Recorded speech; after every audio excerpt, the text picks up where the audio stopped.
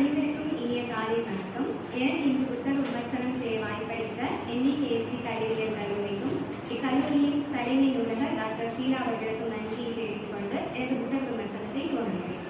இன்னைக்கு நான் புத்தக விமர்சனத்துக்கு எடுத்திருக்க புத்தகத்துடைய பெயர் என்ன, வைகுண்ட கவசம் மற்றும் வெள்ளி பல்லாக்கு போன்றவையாகும். இவருடைய மிக பிரபலமான நூல் வெள்ளி பல்லாக்கு. ஏன்னா இது கன்னியாகுமரி மாவட்டத்திலிருந்து கேரளத்திற்கு செல்லக்கூடிய குந்தணி நங்கை கோரசாமி அப்படின்ற ஊர்வலத்தை பற்றின வரலாற பாமர மக்களுக்கும் தெரியும் வகையில் எழுதினதுனால இந்த புக் ரொம்ப பிரபலமாயிடுச்சு. இவருடைய தமிழ் நடைக்கும் எழுத்து புலமைக்கும் சான்றாக இவருக்கு கவிமணி விருது, இலக்கிய சங்கல் விருது வழங்கியிருக்காங்க. இப்ப நம்ம கதைக்குள்ளார போகலாம். கதை துவக்கம் எப்படின்னா, நடுத்தீரின்னு ஒரு கிராமம் இருக்கு. அங்க அன்னைக்கு சித்ரா பௌர்ணமி தொடங்கி இருக்கு. அந்த கிராமத்துல தேவி கோவில் இருக்கு. அந்த கோவிலுடைய ஊர் தலைவர் யாருன்னா மாடசாமி. இவருடைய மகள் அஜித்ரா, மனைவி பங்கஜம். இவங்க அந்த கிராமத்திலே மிக பணக்காரர்கள். அதே கிராமத்துல இன்னொரு குடும்பம் இருக்கு. அந்த குடும்பத்தினுடைய குடும்ப தலைவர் கந்தசாமி, மனைவி சந்திரமதி மற்றும் மகன் அழகேசன். அழகேசன் எப்படிப்பட்ட பையனா, நல்லா படிக்கக்கூடிய பையன். அவன் படிப்புல மட்டும் தலை சிறந்து விளங்க மாட்டான். விளையாட்டு மற்றும் போட்டிகள் எல்லாத்துலயுமே முதல்ல இருக்கக்கூடிய மாணவன் அழகேசன். இப்போ இந்த அழகேசனுக்கும் அஜித்ராவுக்கும் தோழன் மற்றும் தோழியர் இருக்கின்றனர். அழகேசனுடைய தோழன் யாருன்னா ஆனந்த். அதே மாதிரி அஜித்ராவுடைய தோழி பிரியா. அப்ப பிரியா மற்றும் ஆனந்த் இருவரும் காதலர்களா இருக்காங்க. இப்ப இவங்க காதல் பண்ணும்போது என்னன்னா, பிரியாவுக்கு படிப்பு மக்காயிட்டே இருக்குது. இப்போ பிரியாவோட அப்பா கத்தார்ல வேலை பண்ணிட்டு இருக்காரு. பிரியாவோட அம்மா தர்ஷினி. இவங்க கூட தான் இருக்காங்க. அப்போ கத்தார்ல இருக்கக்கூடிய அப்பா டெய்லி அலைபேசியில கூப்பிட்டு கேட்கும்போது அம்மாவும் பிள்ளையும் சேர்ந்து என்ன போய் சொல்லுவாங்கன்னா, ஆமா வகுப்புல என்னோட பிள்ளை தான் முதல் மதிப்பெண்லே இருக்கு அப்படின்னு சொல்லும்போது அங்க இருக்கக்கூடிய தந்தையும் ரொம்ப சந்தோஷமா இருப்பாரு. அப்ப கத்தார்ல இருந்து திரும்பி வர இருக்கும்போது மகளுக்காக வைரத்துல செஞ்ச ஒரு நெக்லஸ் கொண்டு வந்திருப்பாரு. பிரியாவோட கெட்ட நேரமோ என்னமோ, அவங்க 12ஆம் வகுப்பு தேர்வு எழுதுற நேரத்துல கத்தார்ல இருந்து இவளோட அப்பா வீட்டுக்கு திரும்ப வருவாரு.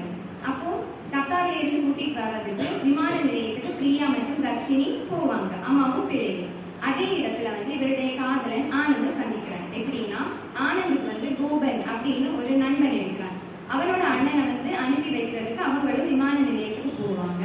அப்போ பிரியா நல்லா படிப்பா அப்படிங்கிற ஒரு சந்தோஷத்துல பிரியாவோட அப்பா சொல்லுவாங்க, நம்ம ஹோட்டல்ல போய் ஃபுட் எல்லாம் சாப்பிடுவோம் அப்படின்னு சொல்லுவாரு.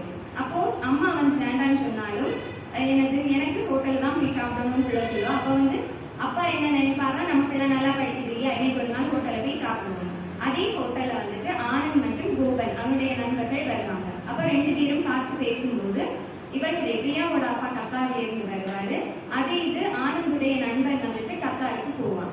அப்போ இப்ப 12ஆம் வகுப்பு தேர்வு நடக்கும். அப்போ எல்லாருமே தேர்வு நல்லா எடுத்தாங்க. அதே மாதிரி ஆனந்த் எப்படின்னா, ஆனந்தோட வீட்டுல அப்பா அடைக்கலம், அம்மா அற்புதம். அப்பா எப்படின்னா குடிச்சிட்டு போதையில தான் ஃபுல்லா இருப்பாரு. வீட்டுக்கு எதுவுமே வரமாட்டாரு. ஒரு நாள் போதையில இருக்கும்போது வீட்டுல பார்க்கும்போது மனைவிய இருக்க மாட்டாங்க. அப்ப சொல்லுவாரு, இவ வீட்டுல இருக்காம எங்க சுத்திட்டு இருக்கா, என்னை வரட்டுன்னு சொல்லிட்டு அதே ரோட்டையே விழுந்து கிடப்பாரு. அப்போ அற்புதம், பேருக்கு ஏற்ற மாதிரி அவங்க அற்புதமான ஒரு பெண்மணி. அப்போ கணவன் ரோட்ல விழுந்து கிடக்கிறத பார்த்து என்ன பண்ணுவாங்கன்னா, கூட்டிட்டு வருவாங்க. கூட்டிட்டு தாங்க என்ன வேலை பண்ணுவாங்கன்னா, வீட்டு வேலைகள் அடுத்த வீட்டுல வேலை செய்ய போவாங்க. அப்போ அதுல சம்பாதிச்ச காசை வச்சு பாகற்காய் குழம்பும் கேரட் பொரியலும் பண்ணி வச்சிருப்பாங்க. அப்போ இவர் குடிகார ஒரு கணவன். அவரை கூட்டிட்டு அவருக்கு ஊட்டி விடும்போது என்ன பண்ணுவாரு, இது அவனோட சமையல்னு சொல்லிட்டு அதை பாத்திரத்தோட என்ன பண்ணுவாரு, தூக்கி எரிஞ்சிருவாரு. ஆனா இது ஆனந்த் தேர்வு எழுதிட்டு வருவான். வார பையனோட மூஞ்சில அப்படியே விழுந்துடும். இந்த மன கஷ்டத்திலையும் அவன் என்ன பண்ணுவான், 12ஆம் வகுப்பு தேர்வு எழுதுவான்.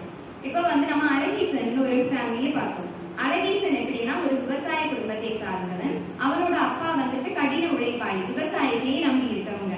அவர் எப்படின்னா சிறுக சேமிக்கக்கூடிய ஒரு குணமுடையவர். இப்போ மக்கள் கூட்டமா இருக்கும்போது எல்லாரும் கேட்பாங்க, ஒரு தேநீர் பருகிட்டு போலாமே. ஆனா அவர் என்ன சொல்றாருன்னா, இல்ல என்னுடைய மனைவி எனக்கு வீட்டுல வச்சிருக்காங்க அப்படின்னு சொல்லி சின்ன என்ன காசு கிடைக்குதோ அதை எல்லாமே சேமிக்கக்கூடியவர்.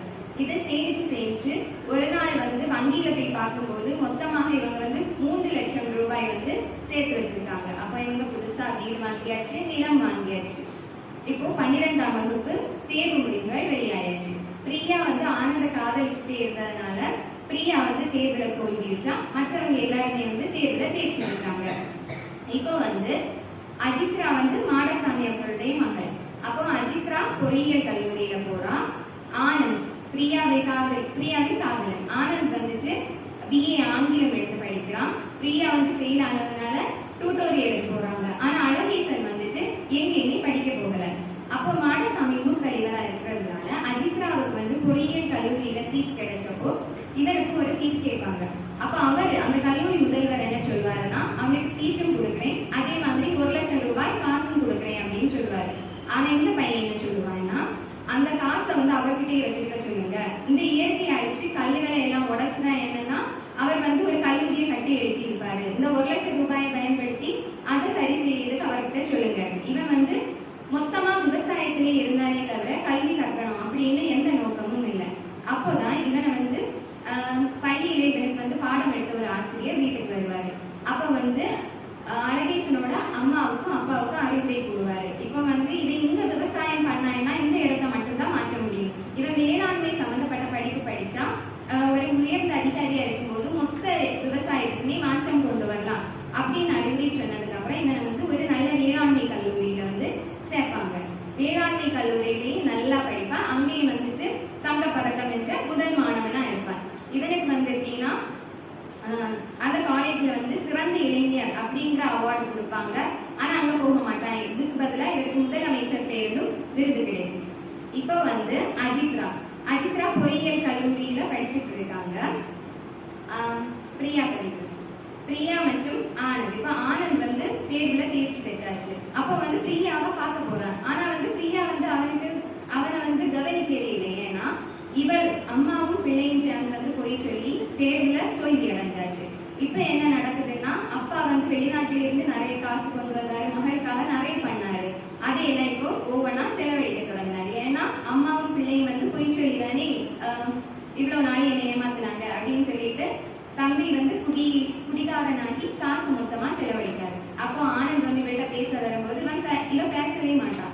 ஏன்னா இவளுக்கு வந்து மன வருத்தம். இதுக்கு முன்னாடி எப்படின்னா எப்போ வெளியே போனாலும் நல்ல புத்தாடை இருந்துச்சு, நல்ல சந்தோஷமா போயிட்டு இருப்பா. இப்ப வந்து குடும்ப சூழ்நிலை மொத்தமா மாறினதுனால மிக மன வருத்தத்திலே இருக்கான்.